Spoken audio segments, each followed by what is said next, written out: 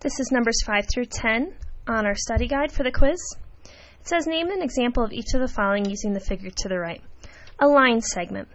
A line segment is a segment that has two endpoints. So if I were to cut this here and here, I could see that MA would be considered a line segment.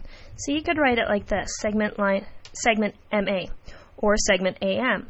Or we could do segment AT, or segment TA, or segment TM, or segment MT, segment AH, or segment HA. So those are all different options for a line segment.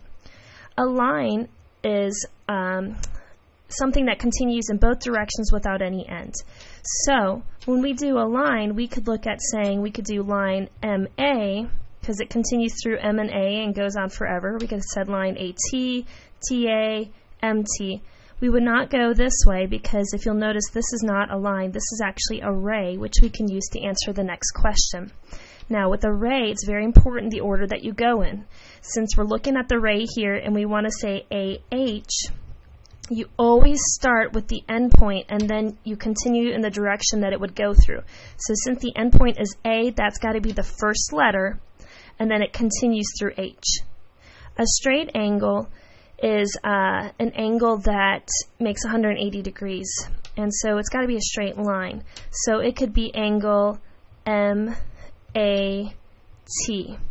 We don't want to say angle A because we're not sure which angle we're referring to, so we will need three letters. Remember, the middle letter is the vertex. It's the one that goes right here. So since the vertex of our straight angle is A, it is the middle letter here.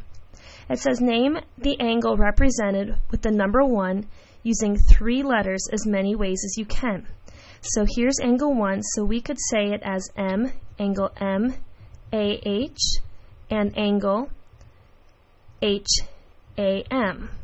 So look at that. Again, the middle letter being the vertex, so the vertex is A. So those are the ways that we can say it. We do not want to say it as angle A because obviously we're not sure if we're talking angle A here, or even the straight angle. So you do need three letters.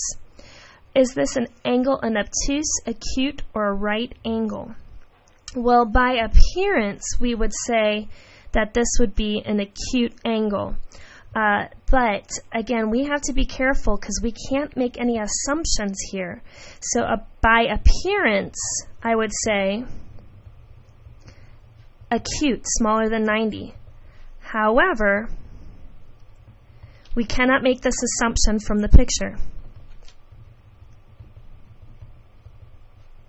Not without additional information. Remember, one of the things that we learned that we could not assume is what an angle looks like. So measure of angle or anything like that, that is not an assumption we can make. All right, now on the bottom it says determine if the following information can be assumed.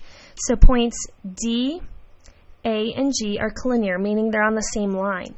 We are allowed to assume collinearity, so we can say yes to this. Angle DAE is congruent to angle GAF. Well, if you look at those are vertical angles.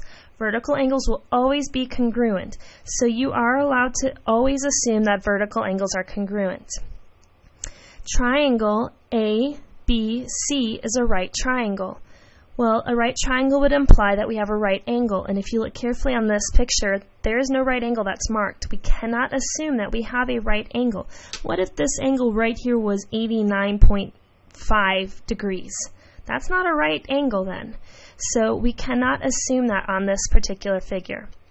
And lastly, it says angle FAE is a straight angle. We are allowed to assume lines and straight angles, so that one is okay.